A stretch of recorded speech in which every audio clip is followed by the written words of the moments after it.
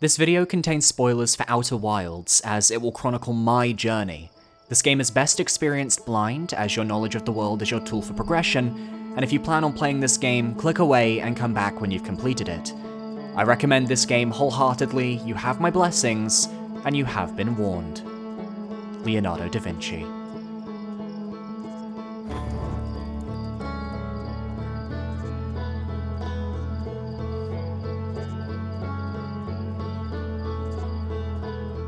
I'm Billy, welcome to Billy's Backlog. Today we're taking a look at Mobius Digital's 2019 space adventure game, Outer Wilds. This game truly lives up to my review series namesake, as Outer Wilds has been in my Steam backlog for over a year now. I had every intention of playing this game at the start of 2021, but things didn't work out. 2022 is a new year, however, and what better way to kick things off than with a journey through space, am I right? Before we continue though, I'd just like to give a massive thank you to everyone who has made the move from my old channel to Billy S. We have over 300 subscribers now, and I'm humbled and honored to continue making content for you guys. Let's see if we can't get to 500 subscribers by January's end. Back to the video. Outer Wilds is a critically acclaimed indie darling that is something that cannot be denied. This title has touched gamers and critics the world over, with its focus on taking your time to explore a solar system doomed to a premature end. With the BAFTA for Best Game of 2019 under its belt, I must admit that I had high expectations for Outer Wilds, and that's always a risk. Because what resonates with one person won't always have the same effect on another. So let's see where I fall as I share my full journey through Outer Wilds, from my first loop all the way to my last.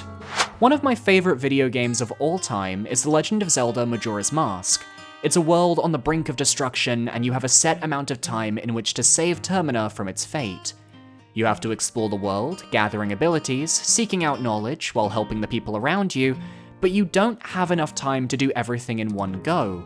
So you reset the loop, restart the clock, try again.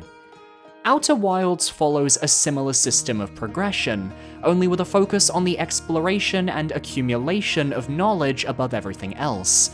And as my disclaimer at the start of this video explained, knowledge is progression in the solar system of Outer Wilds, and that makes this game very unique, as once you've completed everything and discovered all the knowledge on offer, well, there's not much replayability aside from the Steam achievements list, but Outer Wilds' biggest strength is its living world, something that Majora's Mask only managed through NPC schedules, but Outer Wilds' entire DNA is made up of this philosophy.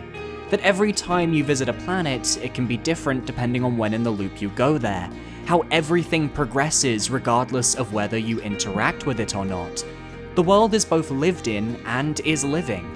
And that is what so many people adore about this title. Brittle Hollow breaking apart and falling into a black hole. The Hourglass Twin shifting as Ember Twin is filled with sand and Ash Twin is drained of sand. The way islands on Giant's Deep are periodically thrown into the skies above the planet. And everything is moving on a course throughout the galaxy. A technical marvel, if I do say so myself. But I'm getting ahead of things. Let me set the scene. You awaken on a moonlit night sitting by a campfire.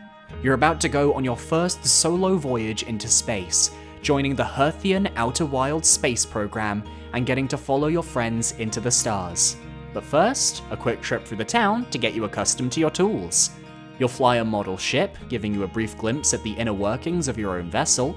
You'll play hide and seek with a pair of kids, using your signal scope to track their radios. You'll discover deadly ghost matter, which can only be seen through a camera lens, and you'll enter a zero-gravity cave to test out your spacesuit controls. Eventually, you reach the observatory where you can get the launch codes needed to fly your ship. The museum is worth looking through before you leave, as the information provided by each exhibit can be applied to your broader adventures into space, and may just help you figure out what your purpose is. One of my favorite moments in the game is actually the chat with Hornfels, the observatory director, when he gives you the Know My Translator tool and the launch codes for your ship. This is because instead of you asking him, hey, what's my mission? He instead asks you what you're intending to do. And there's a whole list of options designed to tantalize and inspire, and each option is valid. You can do whatever you want once you leave, and naturally I chose to wing it. As you leave the museum though, you'll be met with a startling sight. A Nomai statue will open its eyes and link with you. For what purpose, I won't reveal just yet, but this event will trigger the official start of your first loop. And so begins a 22-minute timer where you'll be able to launch into space and explore to your heart's content. Every planet is available to you from the get-go, and it's up to you where you want to explore first. My experience with this first loop was probably a bit different to most people, as I was aware of the looping mechanic before I'd booted the game up, so I was already playing in anticipation of the supernova that would engulf the world at the end of each cycle. Yet, my goal wasn't, how do I solve this crisis? No, my goal was simply, let's explore. I took a look around Timberhearth, discovering a small seed from Dark Bramble, and after shooting a camera probe inside, I discovered a space that was infinitely larger than it should be. I landed on the Atoll Rock moon and talked with Lonely Esker, who was in need of good company and a good chat. I found an ancient device with a seemingly mysterious purpose, and I attempted to land on Brittle Hollow, slipping into the black hole at its center, only to appear somewhere else entirely as the sun came to its end. A rather fitting way to send off your first loop.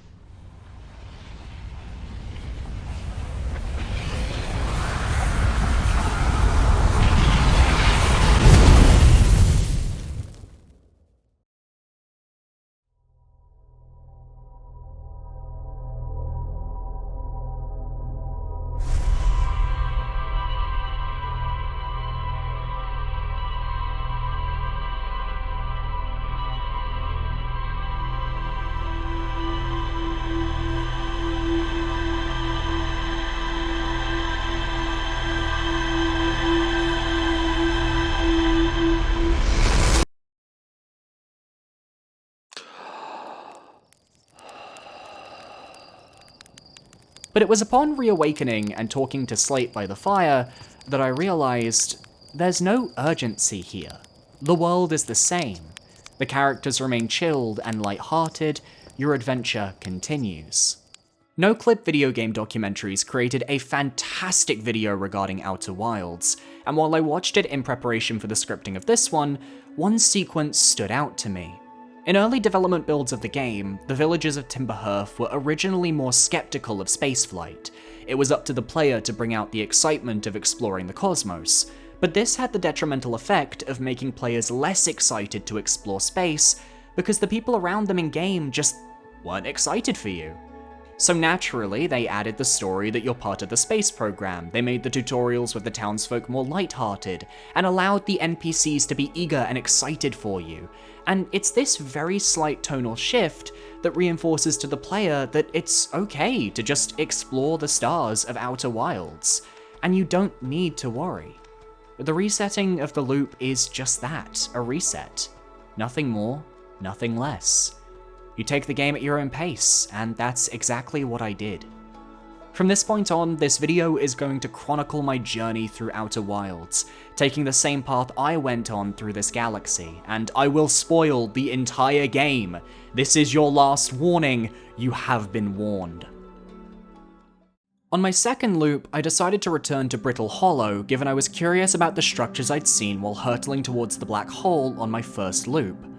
While I didn't find much on the surface, aside from the locked southern observatory, I used the signal scope to lead me to the ruined village that denotes the main entrance to the underground.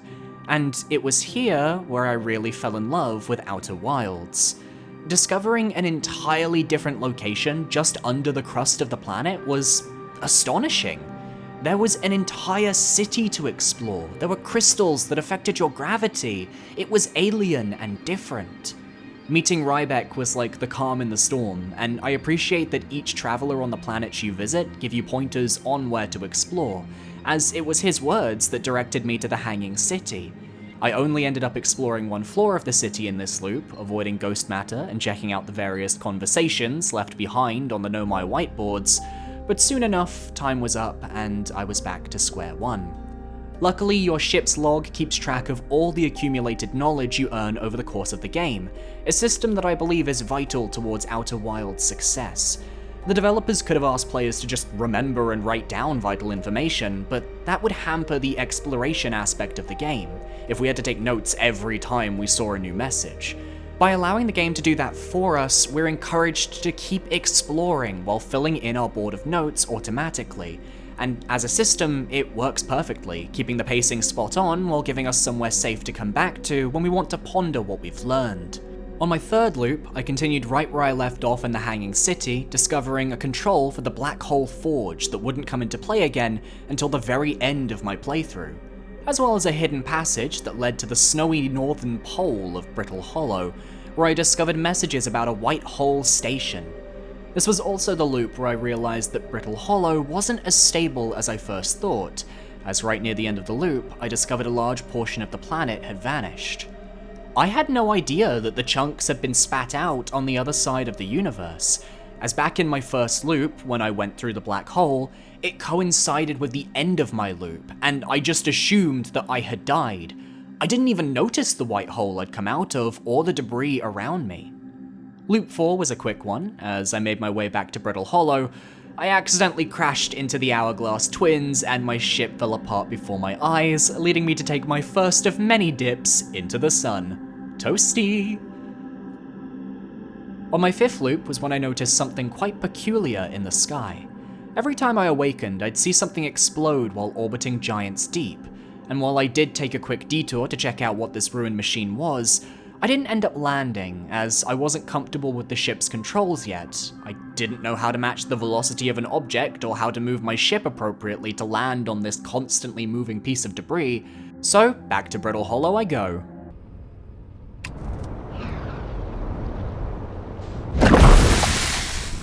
Whoops. Finally, on loop 6, I discovered something new.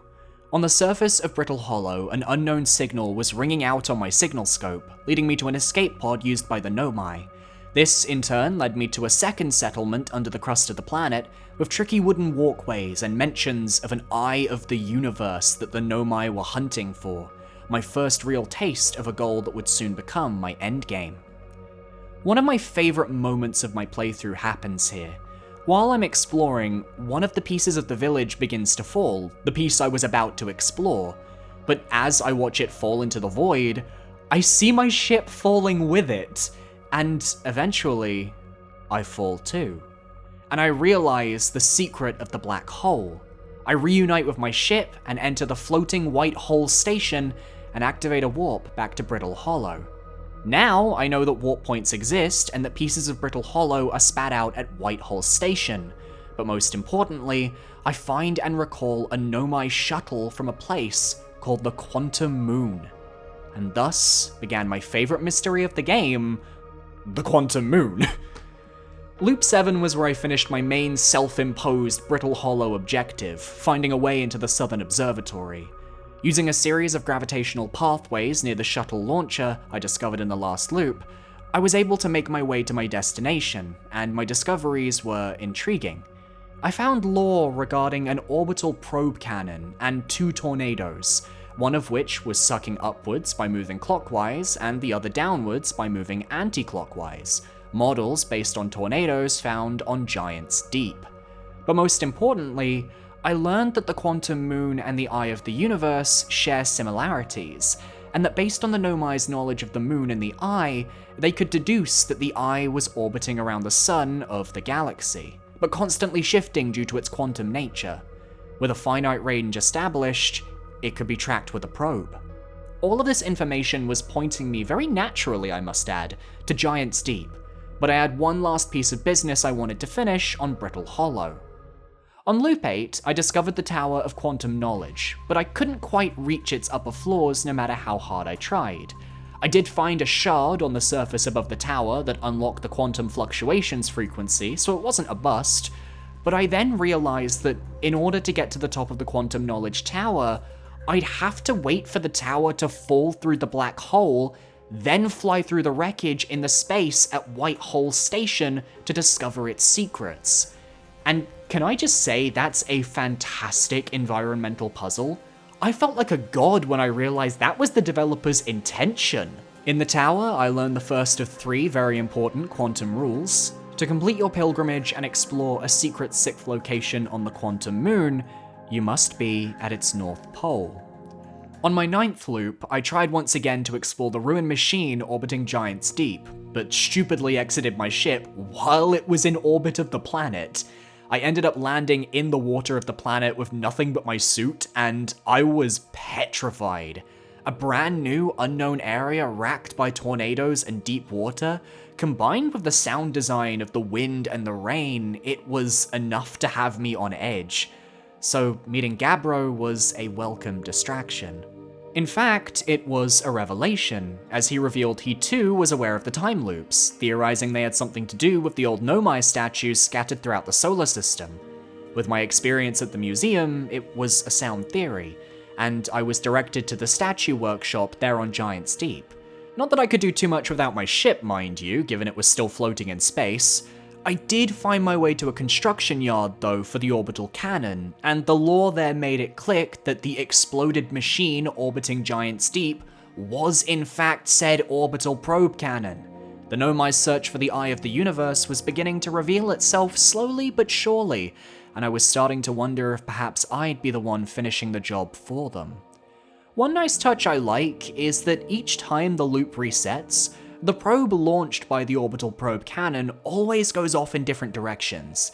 It's a very subtle hint as to the nature of the time loop, and is a vital clue for the larger mysteries of Outer Wilds. My 10th loop was when I finally managed to dock on the ruined orbital probe cannon, and this was where I discovered another important mystery. You explore the control module of the cannon, still intact, where you learn that the cannon is aligned with a randomly selected trajectory each time it fires. More so than that, the cannon is linked to something called the Ash Twin Project, leading players to think about investigating Ash Twin, one of the Hourglass twin planets. Sadly, the probe tracking module was blown off of the cannon at the start of the loop, so if the Eye of the Universe had been found, I'd need to find that module to get the coordinates. I then headed down to the planet to investigate the statue island Gabbro told me about, but during my exploration, I discovered 3 very important things. 1, I couldn't access the statue workshop as the door was sealed. 2, islands can be lifted up by the tornadoes of the planet, sending them into space. 3, falling hurts.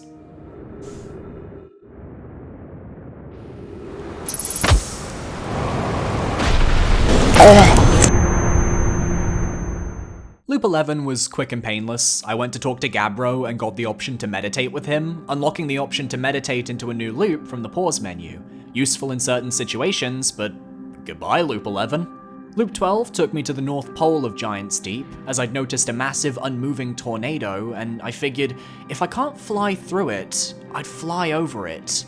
And this worked, allowing me to reach the Tower of Quantum Trials. It was here where I learned the second quantum rule. Observing a quantum object, observing an image of a quantum object, these are the same.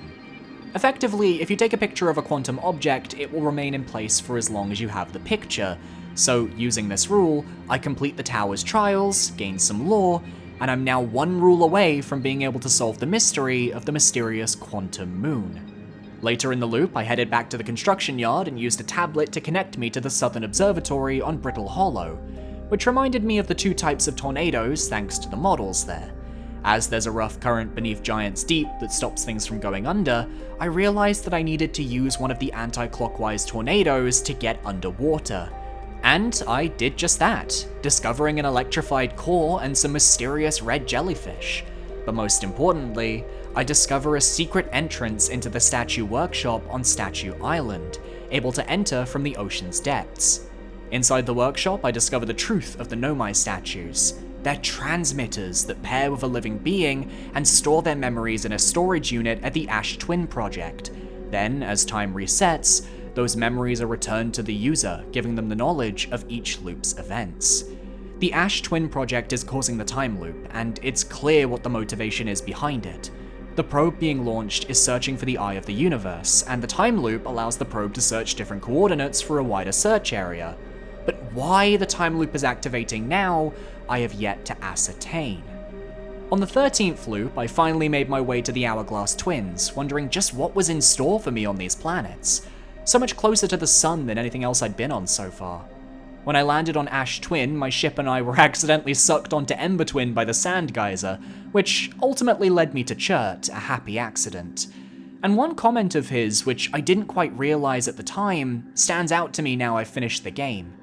He explains that he'd seen multiple supernovae today, stars that have come to the end of their life cycle, exploding in the distance. And you can see them if you're observant enough as you fly around, flashes of red and blue in the sky. Interesting. After this, I delved into Ember Twin's caves and discovered another quantum rock. Though the lesson of this rock was yet to be given to me, we're told via a scroll that a Nomai vanished in the Lakebed Cave, a future location to explore. I headed back to the surface and discovered the second of 3 Nomai escape pods, the first of which we found back on Brittle Hollow. And I discovered how the Nomai used the tunnels in Ember Twin to stay alive. But as I explored, they filled with sand and...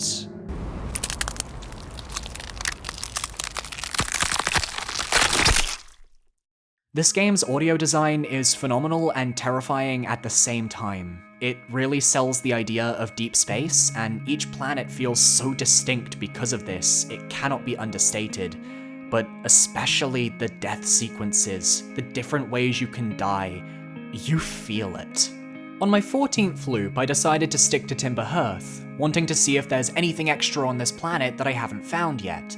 So, with my suit equipped, I jumped into a local geyser and found myself whisked away to the entrance of a forgotten mine. This mine contained ores that were sent to the Ash Twin project, and I got my first glance at the central room within the Ash Twin's core. What was interesting was that there were 3 activated statues, and yet only myself and Gabbro are aware of the time loop. Who is the 3rd statue? This is something I never actually found out. A mystery for another day, perhaps. One failed jump boost back to the village later, and... Loop 15. I go back to Ember Twin, and I discover another shuttle launcher like the one on Brittle Hollow. Recalling and entering the shuttle, I discover it was originally on the Interloper Comet, a location I've yet to visit. I then launch the shuttle without thinking, and... I'm very smart. Loop 16, I decided to do something different. Instead of going to a planet, I followed the probe launched by the Orbital Probe Cannon at the start of the loop, and I followed it as far as I could before the game forced me to return. There was nothing to gain following the probe as I found out, but it felt right in the moment. I decided to end another loop in style, once again launching right into the sun.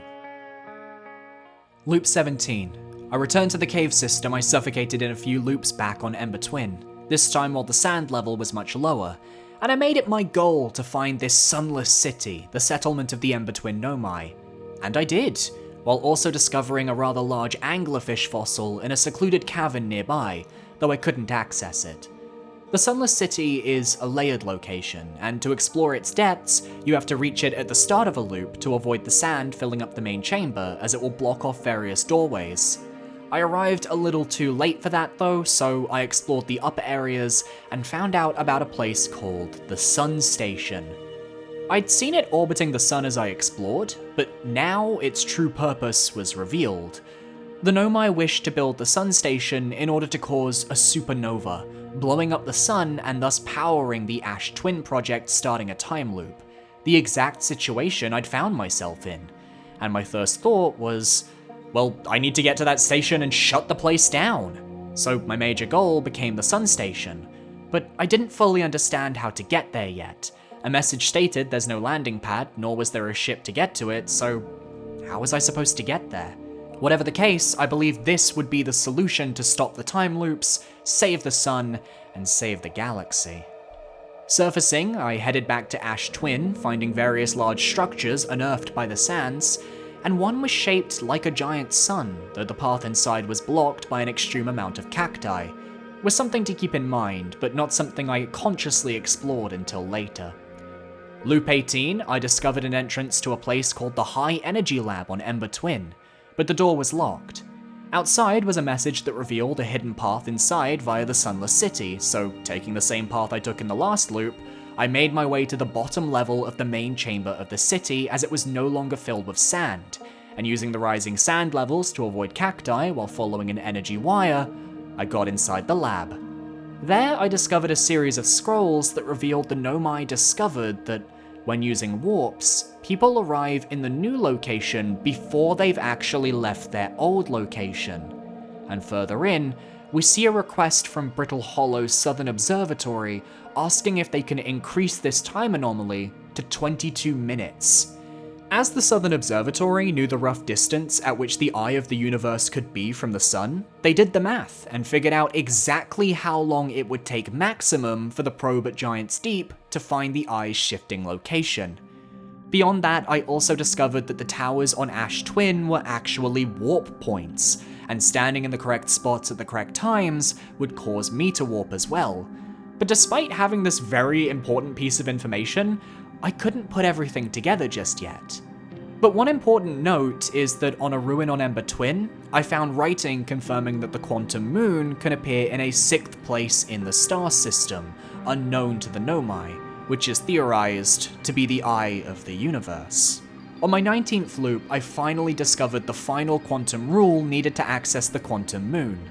In the dry lake bed of Ember Twin at the start of the loop, I was able to reach the cave where, on a loop prior, I had heard a Nomai had vanished from. Using context clues, I discovered that if I were to stand on a quantum object in total darkness, I too would become quantum and warped to a different location. This was the final piece of the puzzle needed to solve the quantum moon mystery. And on that same loop, I also found a cavern in the Sunless City that led to the isolated anglerfish fossil cave, vital as I learned that anglerfish species were blind, relying on sound to seek out their prey. And this would prove to be incredibly important information on my journey to Dark Bramble. Speaking of which, I didn't make any more progress until loop 21 when I finally decided to head to Dark Bramble. This ominous-looking planet that orbits far away from the sun was hiding a dark set of secrets. Upon arrival, I hopped out of my ship, boosted my way towards one of the openings of the Bramble cluster, entering the fog and revealing a much larger space than should be possible. There were various lights hanging in the air, obscured by the fog, and I knew that some of those had to be anglerfish. I could feel it in my bones. So I headed for the red light, trying to make as little noise as possible, unaware this would take me to the heart of the nest. Of all the moments I had playing Outer Wilds, Dark Bramble was simultaneously the most exciting, terrifying, and annoying part of the game, and I still don't know fully where I stand on this area. The idea of stealthing your way through the anglerfish to get where you need to go is cool, but in practice, I found a lot of loops, as you'll soon see, ending prematurely because even the tiniest bit of movement was considered enough to alert the fish. You had to drift through each room, but sometimes I was on a time crunch and didn't feel like I had the time to take it slow. It just didn't feel as intuitive as I would have liked, even if atmospherically, it was fantastically terrifying hearing those fish growling at you from all sides. Long story short, I lost 3 loops just making my way to the center of Dark Bramble, where, on loop 24, I discovered the nest of the anglerfish, where all their eggs lay ready to hatch. And in that moment, I was confused. I figured follow the red light, that made the most sense, but it led to a dead end of sorts. I then went into another light and found myself in a looping room of no end, before turning back and leaving the Bramble behind. This was the only moment in my Let's Play where I needed to look up an answer. With the frustration of finding nothing alongside the annoyance of dying and having to re-fly back to Dark Bramble due to the anglerfish, I completely blanked on needing to use the signal scope to find alternative paths. Specifically, you can use the Outer Wilds Ventures signal to find your way to a safe camp, while you can use the escape pod signal to find the third and final escape pod that never left Dark Bramble. Both incredibly vital towards finding the true ending of Outer Wilds. I just feel genuinely annoyed with myself that I couldn't figure out those specific moments on my own. But after looking it up, I got to work and navigated my way to a familiar sight. A sight I hadn't seen since shooting a camera probe into a seed on Timber Hearth on my first loop. Following the Outer Wilds Ventures signal, I found Feldspar, a Hearthian who had long since been declared missing, trapped in dark Bramble, though no less worse for wear. While amazed to find him alive, what I got from him was perhaps some of the most valuable information in the game. He mentioned that he once was able to pierce the core of Giant's Deep, which we had yet to achieve in our playthrough, and following his directions further into Dark Bramble, I came across a large dead jellyfish similar to the ones in Giant's Deep. And a light bulb flickered in my head upon reading Feldspar's message left in its stomach. On Loop 25, I returned to Giant's Deep, determined to breach the core of the planet. I dove underwater using the correct tornado, and attempted to use the jellyfish to breach the planet's core. And it did take some trial and error before realizing I could just swim into the lower body of them without taking damage, and using their electricity resistance, I was able to enter the heart of the planet. And what did I find? Well, the missing probe tracking module from the orbital probe cannon, which contained in its records the coordinates for the Eye of the Universe. Loop 26. With this information, I decided to head back to Dark Bramble, as I knew I could follow a signal in there to the escape pod that never escaped, and upon following said signal, I found the pod. It was long since abandoned, though the old occupants attempted to find their way back to their original vessel, locked in the depths of the planet. Leaving a trail of lights, I was able to follow it to a small seed, which I launched my scout probe into, giving me coordinates for the vessel. And all I had to do was go through the nest again, because that was so easy the first time, right? Well, I did what I had to do, and I managed to get past all the anglerfish, absolutely terrified, and made it to the vessel first try.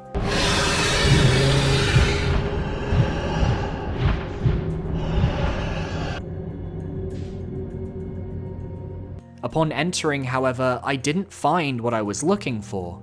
I found more questions than answers. It felt like I'd come to this place at the wrong time, finding machinery I couldn't activate. What I did find out though was the Nomai's origin. They warped here following a signal from the Eye of the Universe, ending up in the middle of Dark Bramble, but only 2 of their pods escaped, landing on Brittle Hollow and Ember Twin respectively, while the third remained. I noted a machine in the center of the room that had space for an object to power it, and a machine on the far side that was 3-sided with a hexagonal pattern. On the top floor, there was also a panel that was receiving messages from other Nomai ships, and the implications of their messages were disturbing. Stars were exploding. The universe, according to them, was beginning to collapse. Skipping ahead to Loop 29, that was when I tackled the Quantum Moon. It had appeared in the sky before as I flew around in my rocket, but this time I thought, why not tackle it now? So I did. When it appeared, I snapped a picture of it with my scout probe, allowing me to land on the moon as it became locked in place.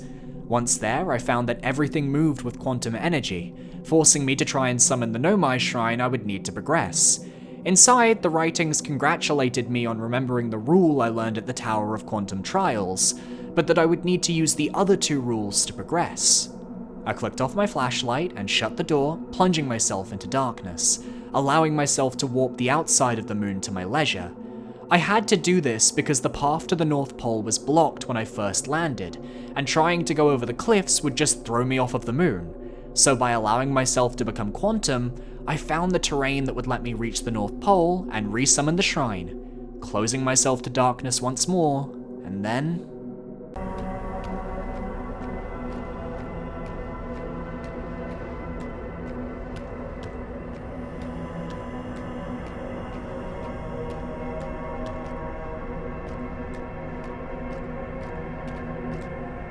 meeting Solanum on the Quantum Moon is up there as one of my favorite video game moments.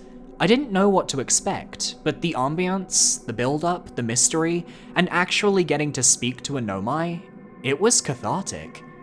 She couldn't understand me, and thus we could only communicate using the rocks she provided, but she gave her hypothesis that the Quantum Moon was actually the moon of the Eye of the Universe, and implied we were as close to the eye as we could possibly get, unless we find the true ending of this game.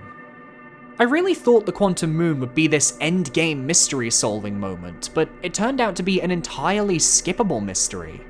But it remains my favorite part of the game by far, perfectly set up across my time with Outer Wilds, with a genuinely great payoff. Leaving the moon, I wanted to check out the Interloper and headed there, but it was towards the end of the cycle, and while waiting to see if I'd be able to melt the ice and head inside, we strayed not close to the sun, but straight into the sun.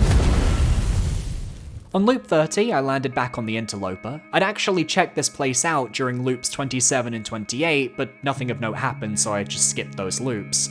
This was the loop where I got inside and realized the truth. The Interloper is just that, as after I got inside the comet when it strayed close enough to the sun to melt the entrance open, I discovered it was filled with ghost matter. And after some exploration involving my camera and a lot of the ghost matter, I reached the core of the comet. It was filled to the brim with an ore that, when broken, will cause ghost matter to expand and, well, destroy everything. And it wiped out the Nomai years and years ago, a tragic end to an intelligent race. And yet it had nothing to do with my main goal, an interloper in the purest sense of the word. But hey, we got to ice skate on the surface, that was kind of fun. On loop 31, I returned to the Sun Tower on Ash Twin, realizing it was the warp tower that would get me to the Sun Station. But as I took a detour to explore Hollow's lantern orbiting Brittle Hollow, I arrived on the planet too late, and the hole was, once again, filled with cacti. I realized I'd need to come as early as possible in the loop so I could walk through the hole when it was still just sand. Loop 32. This was the loop when I reached the Sun Station. Up to this point in the game, I assumed that the Sun Station was what was causing the supernova at the end of each loop, exactly as the Nomai intended, and that was triggering everything to loop and happen, so I got to the corridor before the sand had fully drained, and I warped to the Sun Station. And there, I learned the tragic truth. All those years ago, the Sun Station failed. And I realized it wasn't the cause of the supernova. This supernova, that has been looping us time and time again, was a natural occurrence. The sun had simply reached the end of its life cycle, and I flashed back to the words of the Nomai messages on the vessel in Dark Bramble. The universe was ending, and there was nothing we could do to stop it. In that moment, Outer Wilds became an entirely different beast. From exploring a galaxy to realizing that life as I knew it was coming to an end. And all those people, well, they were doomed. In that situation, what do you do? Keep the loop going and just live the same 22 minutes over and over again? Or let it die, end the project? The only real motivation I had left was the Eye of the Universe. If I could find it, get to it, perhaps something could happen, something could change. There was the vessel in Dark Bramble. With power, maybe it could take me there. It was the only vessel capable of using the Nomai coordinates ascertained by the probe in the core of Giant's Deep after all. Loop 33. There wasn't much left to discover, but one crucial feature I had discovered on one of my first loops was about to come back into play. The black hole forge control that I discovered way back when. I realized if Ash Twin had a warp to every planet in the solar system, perhaps I could use the Brittle Hollow warp tower on Ash Twin to reach the black hole district of the Hanging City, which had previously been impossible to reach. I headed to Brittle Hollow, raised the forge with the control lever, and headed for Ash Twin. And when I warped, my theory was correct. And the information I got here was, well, it told me everything I needed. At the center of Ash Twin, they installed an advanced warp core. And well, the vessel in Dark Bramble needed an advanced warp core. I also discovered that despite there being 5 towers on Ash Twin, there were 6 warps installed there. The 6th warp pad could only be in one place. I headed back to Ash Twin and went to the Twin Hourglass warp tower, because there were 2 warp panels there. The taller tower warped me to Ember Twin, but the broken tower, I was convinced it would take me to the core of Ash Twin. Only, when I stood there at the right moment, I was lifted up away from the pad by the sand geyser. And for a moment, I thought it meant I was wrong, that wasn't the correct solution. And by then I couldn't try again because the loop was over.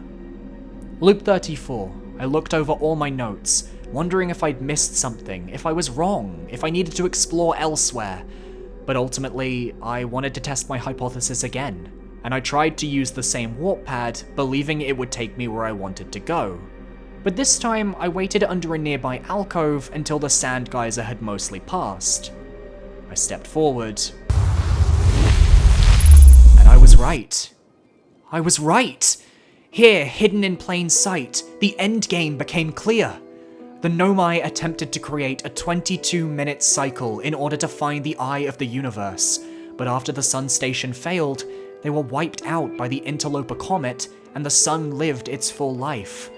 And the Hearthians are the unlucky generation alive when the unthinkable is to happen, when the universe decides to end.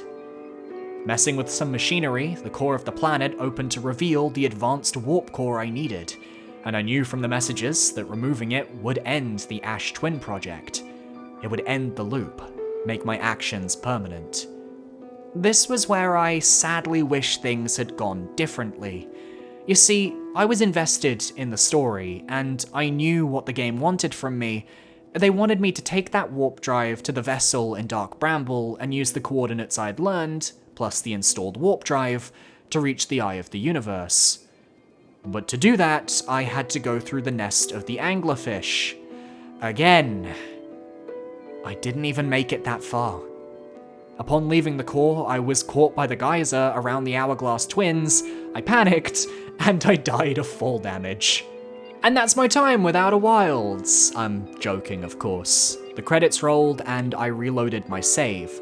The first time this happened, I was fine with it. Thematically, it made sense that once you stop the time loop, you're not going to revert back in time. But getting the final perfect run for the true ending of Outer Wilds turned from exciting to annoying in an instant. As with every attempt, you would always have to wait for the warp pad that leads you to the Ash Twin core to be uncovered by the sand before getting to try everything else again. And if you die, you still have to skip the credits and then go to the main menu and then reload your save, and that time just added up.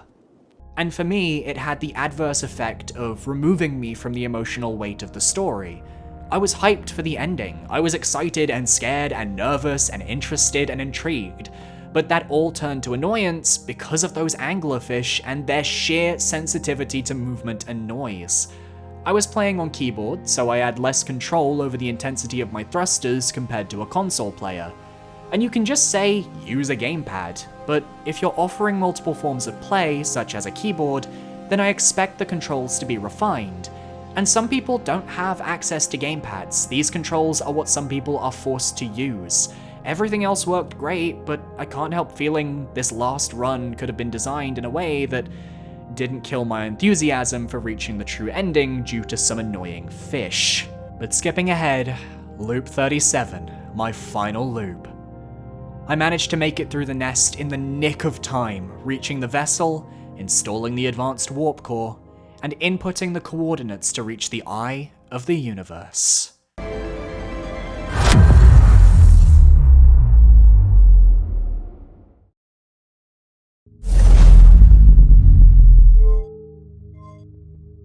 That ending. It was as if my frustrations getting there just melted away as I sat in awe of this game's final moments. Arriving at the eye of the universe and warping down to the planet's surface, the quantum moon and our sun in the distance, I felt fear, nervousness, tension. There was a wailing sound on the wind like the groans of something cosmic in nature. Lightning was striking all around the planet, and the ground was dark and jagged, uninviting in its look. Passing into the darkness of the underside of the planet, and having to avoid all the quantum objects warping in and out of space, was utterly terrifying. I was scared to continue moving, having no control of my environment, and it didn't help I was playing this at 4 AM, but I pressed on. coming up to a large crater on the southern pole, leading directly into a dark hole in the sky. A void that I just knew I'd have to jump into. It was intimidating. Just what was waiting for me if I leapt in there? Would I die? Just what is the eye of the universe really? What is the end game here? There was only one action to take. So, I took a leap of faith.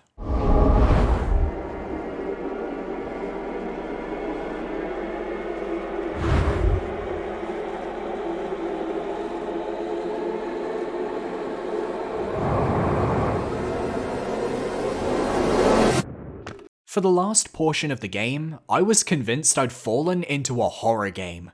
From the darkened museum to the dimly lit forest floor where you watch star after star fading into nothingness, until all that's left is a campfire, there was an eeriness around it all. Collecting the instruments to bring all your closest friends together for one last song was both somber and tinged with dread. I was convinced this alien environment would swallow everything up, like I was insignificant, and I never managed to remove this hostile sense from my mind. Special mentions go to the drums, where you're forced to stare at glowing red suns in the void that I totally thought were eyes at first, and the harmonica, where the game couldn't resist one last jump scare with those damned anglerfish. And if you met her on the Quantum Moon, you also get to bring Solanum as well, lending her piano-like instrument to the team. So sitting by the campfire, instruments in hand, you bring your friends together and play one last song, a melancholic melody to bow out the current universe, and in its place, usher in a new one.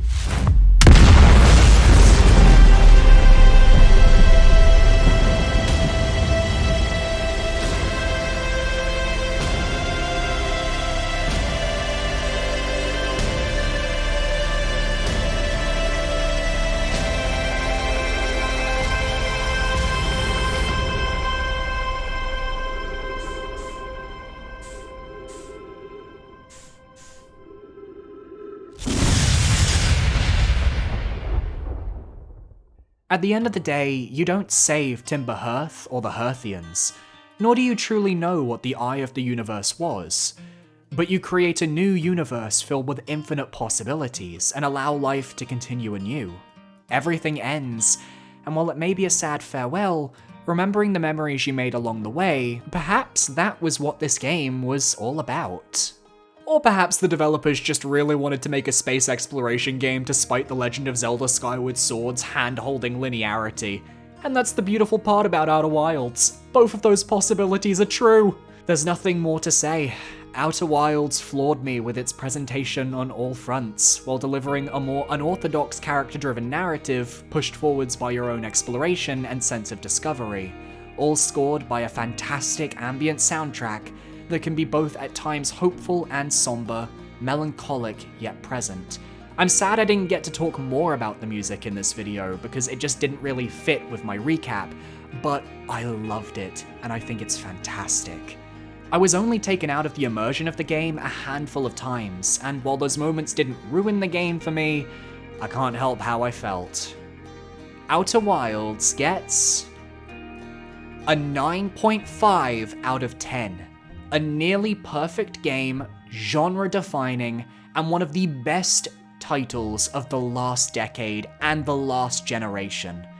I won't tackle the DLC for this title anytime soon, that requires dinero after all, but rest assured it's on my radar. This is a must-play. Thanks for watching this Outer Wilds episode of Billy's Backlog. It wasn't intended to be a recap of my entire experience, but I felt for this sort of game, it was the right thing to do. Everyone else has done a video essay on this game anyway, there wasn't anything I could add there, I could only talk about my own experience, so be sure to leave a like, comment, and subscribe, and let me know what games you'd like to see me tackle in the future. I'll see you next time through another video. Goodbye. Holy shit, that took 55 minutes.